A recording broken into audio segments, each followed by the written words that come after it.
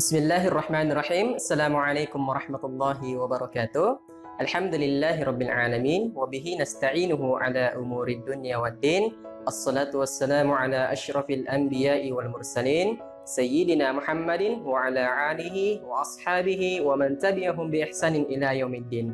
Alhamdulillah, pertama-tama mari kita memuji kehadirat Allah Subhanahu wa taala karena sampai pada hari ini Allah masih memberikan kita kesehatan, masih memberikan kita semua kesempatan untuk bisa sama-sama melaksanakan ibadah Ramadan kita.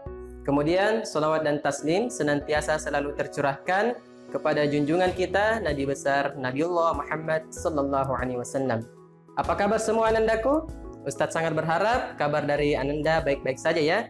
Dan Ustadz sangat berharap puasanya juga bisa berjalan dengan begitu lancar pada hari ini. Memasuki bulan Ramadan tentunya akan banyak pelajaran yang bisa kita petik dari bulan suci Ramadan. Kalau di tema kemarin kita belajar tentang keutamaan bulan suci Ramadan, kemudian mempelajari juga terkait hal-hal yang membatalkan dan mengurangi pahala puasa kita.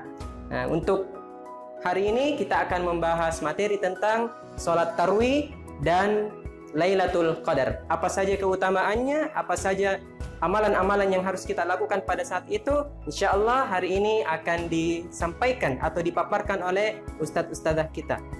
Maka dari itu, siapkan tempat terbaik ananda dan dengarkan baik-baik, dan mohon untuk tetap fokus untuk mendengarkan materi dari ustadz-ustadzahnya. Jika sudah siap, ustadz mengucapkan selamat menyaksikan. Bismillahirrahmanirrahim. Assalamualaikum warahmatullahi wabarakatuh. Anandaku yang ustazah cintai karena Allah, ada pepatah yang mengatakan bahwa tak kenal maka ta'aruf. Nah, pepatah inilah yang mendasari kita untuk mempelajari sejarah dalam pembelajaran IPS. Kalau dulu kita sudah mempelajari sejarah terkait dengan Sultan Hasanuddin, sejarah terkait dengan Sultan Muhammad Al-Fatih dalam menaklukkan Konstantinopel. Nah, berhubung sekarang dalam bulan suci Ramadan, Ustazah ingin memperkenalkan ananda terkait dengan sejarah disyariatkannya sholat tarawih. Sholat tarawih boleh dikerjakan oleh rijal wan nisa, perempuan maupun laki-laki. Boleh dikerjakan secara individu dan secara berkelompok ataupun berjamaah. Sholat tarawih artinya sholat istirahat. Lah, kok sholat istirahat Ustazah? Ya, kenapa dinamakan sholat istirahat? Karena sholat tarawih sudah bisa dikerjakan setelah melaksanakan sholat isya sampai dengan sebelum azan subuh. Nah, sholat tarawih ini disebut juga sebagai qiyamul Ramadan. Kenapa disebut qiyamul Ramadan? Karena sholat tarawih hanya bisa dilaksanakan di bulan suci Ramadan saja. Jadi sholat tarawih ini limited edition Anda ya. Berhubung sekarang kita berada di bulan Ramadan, belum tentu kita akan dipertemukan dengan Ramadan tahun berikutnya. Maka mari kita sama-sama memaksimalkan sholat tarawihnya kita pada Ramadan tahun ini. Ketika ananda sudah melaksanakan sholat tarawih, ananda juga masih bisa melaksanakan sholat tahajud. Karena tarawih ini, karena tahajud itu berbeda dengan tarawih. Cuman yang menjadi pressure point-nya di sini adalah terkait dengan sholat witir. Jadi, kalau anandaku sudah melaksanakan sholat witir setelah sholat tarawih, maka setelah sholat tahajud tidak perlu lagi dilaksanakan sholat witir. Atau sebaliknya, kita sholat tarawih dulu, belum sholat witir, kemudian sholat tahajud, baru sholat witir setelah sholat tahajud. Nah, hal ini sebagaimana sabda dari Rasulullah Shallallahu Alaihi Wasallam, la witrani fil lailah. Tidak ada dua witir dalam satu malam. Hadis riwayat At-Tirmizi, Abu Dawud dan An-Nasai. Kemudian, sholat tarawih ini boleh dilakukan secara individu maupun secara berkelompok, sebagaimana yang Ustazah jelaskan tadi. Nah, sebagaimana dalam sebuah kisah, di malam pertama bulan Ramadan, Rasulullah Shallallahu Alaihi Wasallam keluar melaksanakan sholat tarawih secara berjamaah bersama dengan para sahabat. Di malam kedua, Rasulullah melakukan hal yang sama. Kemudian di malam ketiga, Rasulullah tidak melakukan hal tersebut, tidak keluar. Nah, para sahabat menunggu Rasulullah. Kemudian Nabi SAW berkata, "Aku telah melihat apa yang kalian lakukan semalam, tapi aku membiarkannya karena aku takut sholat tarawih ini menjadi suatu kewajiban bagi kalian." Nah, Rasulullah membiarkan para sahabat yang mau melakukan tarawih secara berjamaah boleh, secara sendiri-sendiri juga tidak masalah. Seperti itu Ananda ya. Tetapi ahli ilmu dalam hal ini menganjurkan untuk melaksanakan secara berjamaah karena ada beberapa keutamaan-keutamaan yang akan nanti dijelaskan sampai akhir video ini. Kemudian, Ustazah, bagaimana terkait dengan rakaat sholat tarawih? Nah, Ustazah yakin pasti Ananda semua bertanya-tanya terkait dengan hal ini. Nah, di kelas 7 kemarin kita sudah membahas terkait dengan faktor yang mempengaruhi interaksi sosial. Nah, salah satunya adalah imitasi. Imitasi ialah proses meniru tindakan, nilai, norma, dan ilmu pengetahuan orang lain. Nah, dalam hal ibadah, ya terkhusus dalam hal tarawih, orang yang patut kita contoh tindakannya adalah Rasulullah SAW. Karena sebagaimana yang kita ketahui, salah satu syarat diterimanya ibadah adalah ittiba'ur Rasul, mencontoh Rasulullah SAW. Jadi, sholat tarawih yang dilaksanakan oleh Rasulullah ada 11 rakaat, ya, terdiri dari 8 rakaat tarawih dan 3 rakaat witir. Jadi, anandaku sekalian, sholat tarawih bisa dilaksanakan 11 rakaat, ya, terdiri dari 8 rakaat sholat tarawih plus 3 rakaat sholat witir. Nah, bisa kita laksanakan 2-2-2-2 untuk tarawih ditambah dengan 2-1 untuk witir. Bisa juga 4-4-3. Nah, bisa juga dilaksanakan 18 tarawih ditambah dengan 3 witir, 20 tarawih ditambah dengan 3 witir, dan 36 tarawih ditambah dengan 3 witir. Rasulullah SAW biasanya melaksanakan sholat tarawih dengan cara memanjangkan bacaan dan memendekkan rakaat. Nah, dalam hal ini Rasulullah memilih yang 11 rakaat. Sebagaimana yang dikatakan oleh Abdullah ibnu Abbas, Rasulullah SAW setelah membaca surah Al-Fatihah, beliau membaca surah Al-Baqarah, Al-Imran, An-Nisa, dan Al-Maidah. Baru setelah itu beliau ruku'. Ustazah, panjangnya ya begitulah anak Rasulullah SAW.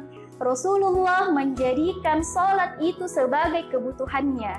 Ya, kita sudah pelajari di kelas 7, jenis-jenis kebutuhan berdasarkan sifatnya ada 2, yaitu kebutuhan rohani dan kebutuhan jasmani. Nah, sholat tarawih ini termasuk dalam kebutuhan rohaninya kita.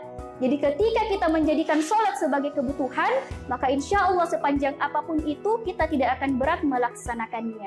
Tapi Ustazah, kalau saya sudah buka, sudah makan pisang hijau, sudah makan jalang kote, ditambah lagi 1 piring rendang, itu saya kenyang sekali Ustazah. Susah sekali untuk melaksanakan sholat tarawih. Nah, inilah nak pentingnya yang namanya sugesti ya. Sugesti juga termasuk dari salah satu faktor yang mempengaruhi interaksi sosial, yang dimana penerimaan pengaruh baik dari diri sendiri maupun dari orang lain. Jadi kita harus bisa mensugesti dirinya kita bahwa kita bisa melaksanakan sholat tarawih secara full, ya, karena Allah itu nak tergantung dari persangkaan hambanya. Jadi kalau kita sudah yakin bisa melaksanakan sholat tarawih full, maka insya Allah Allah akan memberikan kita kemudahan dalam melaksanakannya. Nah, di zaman Umar bin Khattab, beliau mengembalikan sholat tarawih secara berjamaah setelah melihat beberapa orang melaksanakan sholat tarawih secara terpisah-pisah. Nah, ini dengan mempertimbangkan keutamaan dari sholat tarawih secara berjamaah. Nah, biasanya di zamannya Umar itu melaksanakan sholat tarawih yang 20 ditambah 3.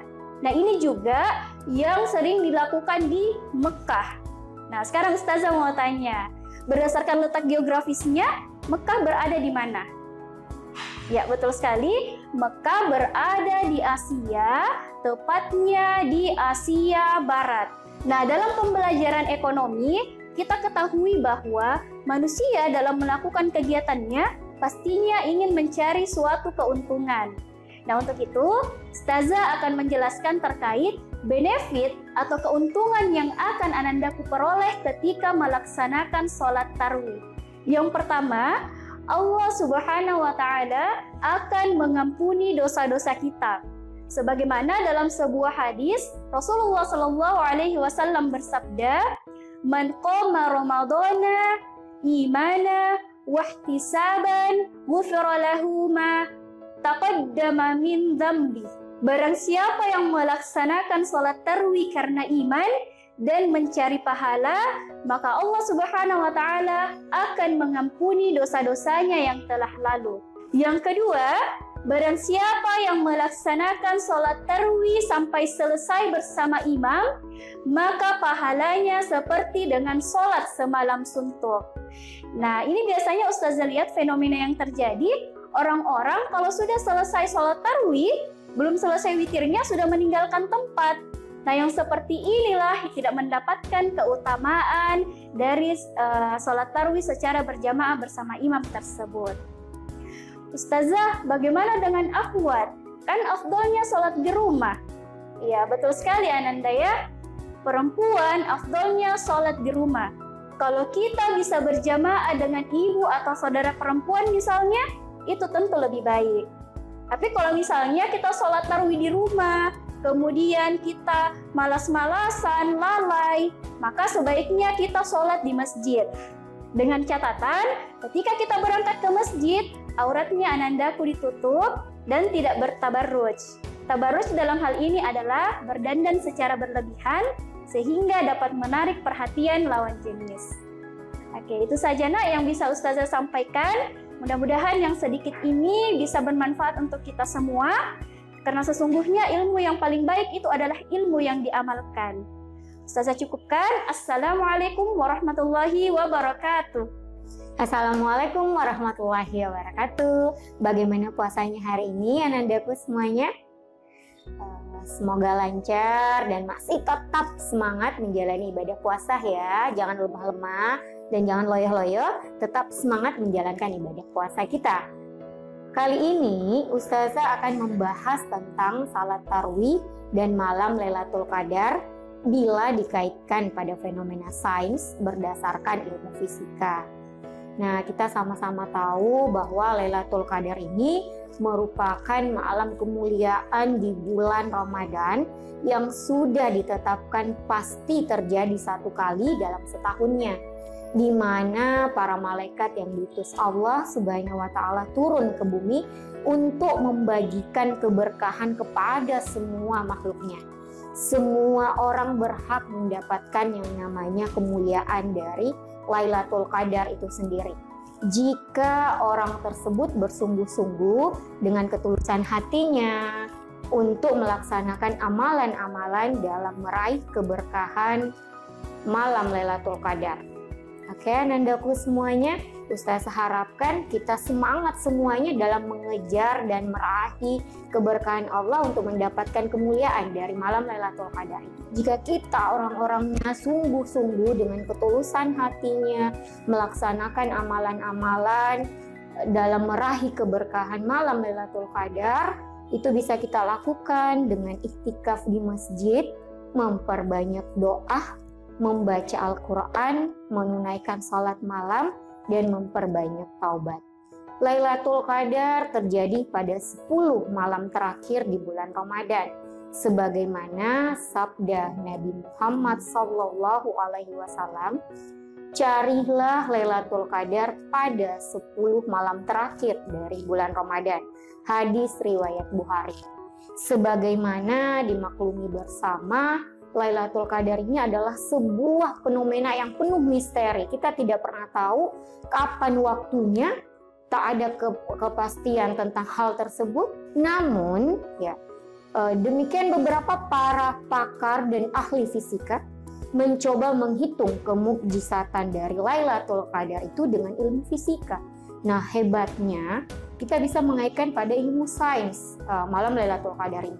Pada malam Lailatul Qadar adalah malam yang paling sakral karena Allah menjanjikan sesuatu yang luar biasa bagi manusia.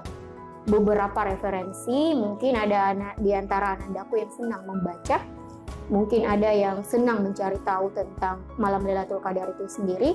Ada beberapa referensi yang saya juga dapatkan mengatakan seperti ini, bahwa pada hari itu matahari seakan-akan tidak bercahaya karena ribuan, ratusan, bahkan mungkin miliaran malaikat mengalahkan cahaya matahari. Dimulai dari matahari mulai merona berwarna merah sampai dengan terbitnya fajar, selesai azan subuh, sesuai dengan Quran Surat Al-Qadar ayat 1 sampai dengan 5. Sesungguhnya kami telah menurunkan Al-Quran pada malam Lailatul Qadar. Dan tahukah kamu apakah malam kemuliaan itu? Malam kemuliaan itu lebih baik daripada 1000 bulan. Pada malam itu turun para malaikat dan ruh Jibril dengan izinnya Allah, dengan izinnya Tuhan untuk mengatur semua urusan yang ada di dunia. Sejahteralah malam itu sampai terbit fajar. Dalam ilmu fisika, kecepatan cahaya sama dengan 300.000 km per second. Bila kita konversi ke menit, jumlahnya sama dengan 18 juta kilometer per menit. Jika dikalikan 1 jam saja, angkanya menjadi 1080 juta kilometer per jam. Jika angka tersebut kita kali sehari selama 24 jam, hasilnya sama dengan 25.920 juta kilometer. Kemudian jika dikali lagi dalam sebulan kita tahu adalah 30 hari, hasilnya sama dengan 777.600 juta kilometer. Jika 1000 bulan berarti Masya Allah sudah sangat banyak, ya ada sampai miliaran kilometer. Lantas, berapakah kecepatan cahaya rohani dalam versi metafisika? Albert Einstein, bapak fisikawan, bapak fisika modern, dan penemu teori relativitas menyebutkan kecepatan cahaya energi adalah E sama dengan mc kuadrat. Menurut beberapa referensi, besarnya kecepatan cahaya rohani sama dengan 30.000 triliun per kilometer per detiknya. Wow, luar biasa, bukan anandaku semuanya?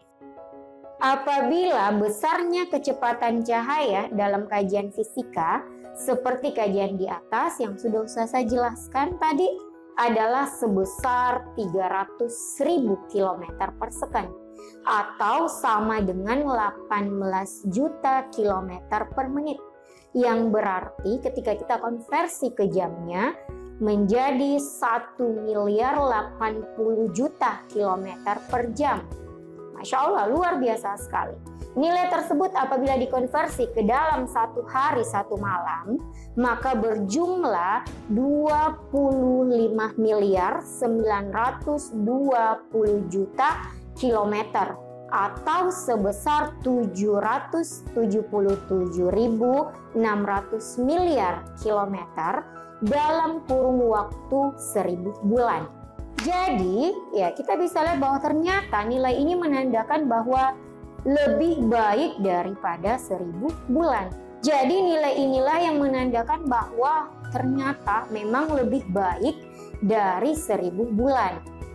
Ya, karena dengan menggunakan pendekatan metafisika seperti ini, angka tersebut menunjukkan bahwa malam Lailatul Qadar adalah malam yang lebih baik daripada malam 1000 bulan. Jadi sampai di sini penjelasan Ustazah. Ustazah harap setelah mendengarkan penjelasan Ustazah, anandaku semua bisa semangat mengejar malam Lailatul Qadar ini di malam 10 malam terakhir dalam bulan Ramadan. Sampai ketemu lagi. Assalamualaikum warahmatullahi wabarakatuh. Baik, alhamdulillah itulah tadi pemaparan dari Ustadz Ustazahnya. Anandaku sekalian, semoga apa yang dipaparkan oleh Ustadz dan Ustazahnya bisa Ananda pahami dengan baik, kemudian bisa kita aplikasikan bersama-sama dalam kehidupan kita sehari-hari. Berbicara tentang sholat tarawih, ya, Rasulullah Shallallahu Alaihi Wasallam pernah bersabda, "Man qama Ramadan imanan wa ihtisaban, ghufira lahu ma taqaddama min dzambik." Barang siapa yang melaksanakan sholat tarawih atau qiyamul lail dengan penuh keimanan dan mengharapkan pahala dari Allah Subhanahu wa taala, maka dosa-dosanya setahun yang lalu diampuni oleh Allah Subhanahu wa taala. Itulah keutamaan dari qiyamul lail atau salat tarawih. Kemudian berbicara tentang Lailatul Qadar, ya. Kita perlu memahami bahwasanya Al-Qur'an menjelaskan satu surah khusus menjelaskan surah atau terkait Lailatul Qadar. Surah apa namanya? Surah Al-Qadar, ya. Menurut para ulama, ketika ayat tersebut atau istilah tersebut dijelaskan dalam satu surah, maka ada unsur penting di dalamnya, ya. Dan menurut Al-Kalbi, ketika dihubungkan antara surah Al-Qadar dan surah sebelumnya, yakni surah Al-Alaq, ya. Di situ di ayat terakhirnya berbunyi surah Al-Alaq, "Kalla la tuti'hu wasjud waqtarib." Sujudlah dan sembahlah Tuhanmu.